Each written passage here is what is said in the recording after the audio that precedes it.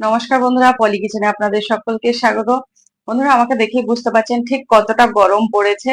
আর বাইরের ওয়েদার কিন্তু খুবই গরম, আর এই গরমে কিন্তু একদম রিচ খাবার খেতেই ভালো লাগে না। আর রিচ খাওয়াটা টোটালি খাওয়া উচিতই নয়।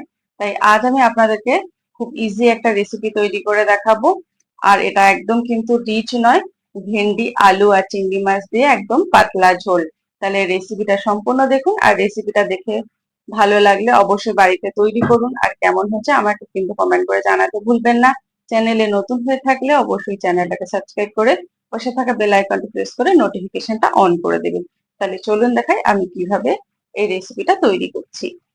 ভেন্ডি আলু দিয়ে চিংড়ি মাছ ঝোল রান্না করার জন্য এখানে আমি চিংড়ি মাছ লবণ আর হলুদ আগে থেকে মাখিয়ে নিয়েছি, আর তেলটা গরমও হয়ে গেছে। এবারে আমি কড়াইতে চিংড়ি মাছগুলো দিয়ে ভালোভাবে ভেজে নেব।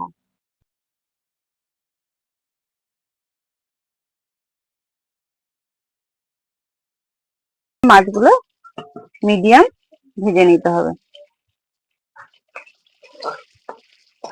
চিংড়ি মাছগুলো ভাজা হয়ে গেছে, এবার এটা আমি একটা পাত্রে তুলে নেব। এবারে আলুগুলোকে আমি লম্বা লম্বা করে কেটে নিয়েছি, আলুগুলো একটু ভেজে নেব। আলুটা ভাজার সময় উপর থেকে আমি সামান্য পরিমাণে দিয়ে দেবো লবণ,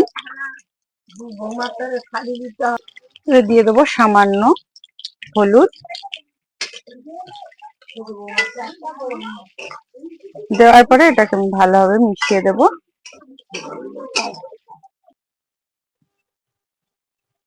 দিয়ে দেবো কালো জিরে,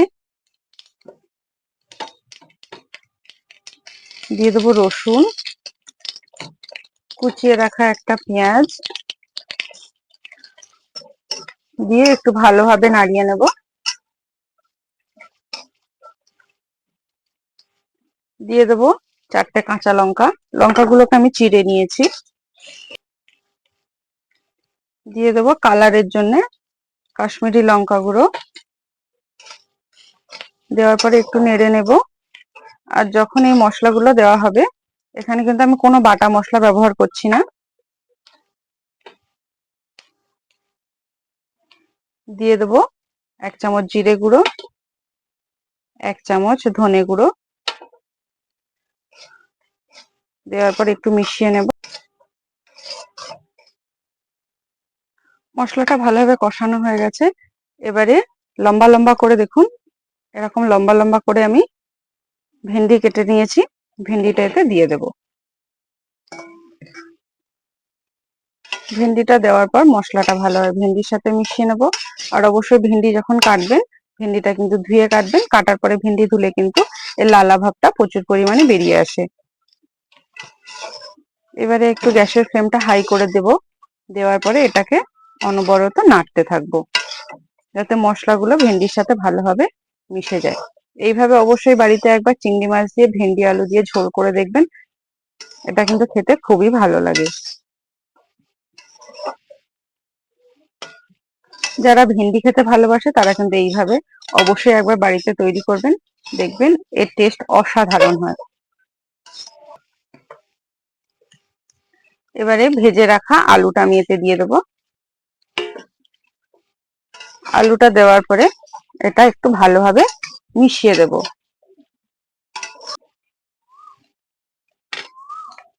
এবারে এতে দিয়ে দেবো ভেজে রাখা চিংড়ি মাছ।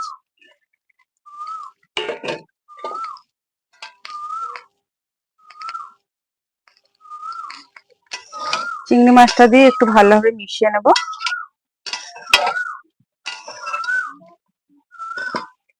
এবারে কিন্তু এতে দিয়ে দেবো জল।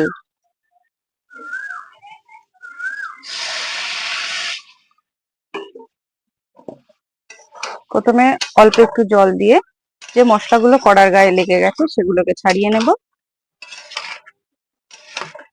মশলাগুলো কড়াইতে লেগে যাচ্ছিল, তার জন্য আমি জলটা দিয়ে দিয়েছি। এতে কিন্তু এখন আমি লবণ দেইনি। এবারে দিয়ে দেবো স্বাদ অনুযায়ী লবণ।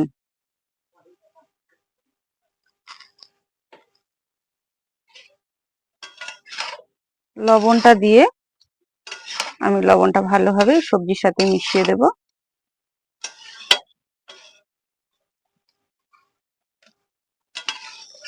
যারা কখনো ভেন্ডি এইভাবে খাননি, এইভাবে একবার রান্না করে খেয়ে দেখবেন, এটা কিন্তু খেতে খুবই ভালো লাগে।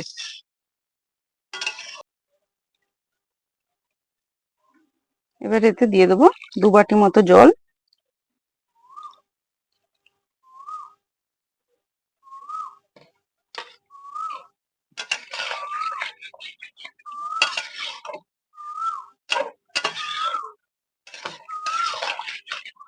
দেওয়ার পরে এটাকে একটু ফুটিয়ে নেব।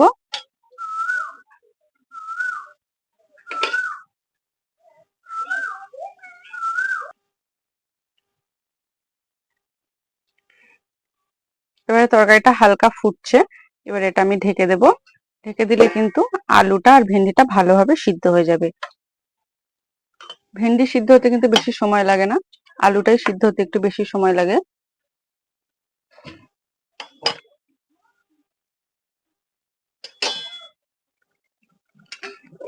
এবার আমি ঢাকনাটা একটু খুলে নেব।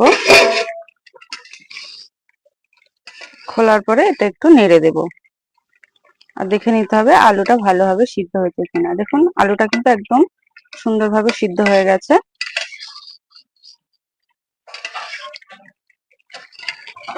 আর এইভাবে রান্না করলে দেখুন ভেন্ডির কিন্তু কালারটাও চেঞ্জ হয়নি, আর ভেন্ডিগুলো কিন্তু সুন্দরভাবে সিদ্ধ হয়ে গেছে।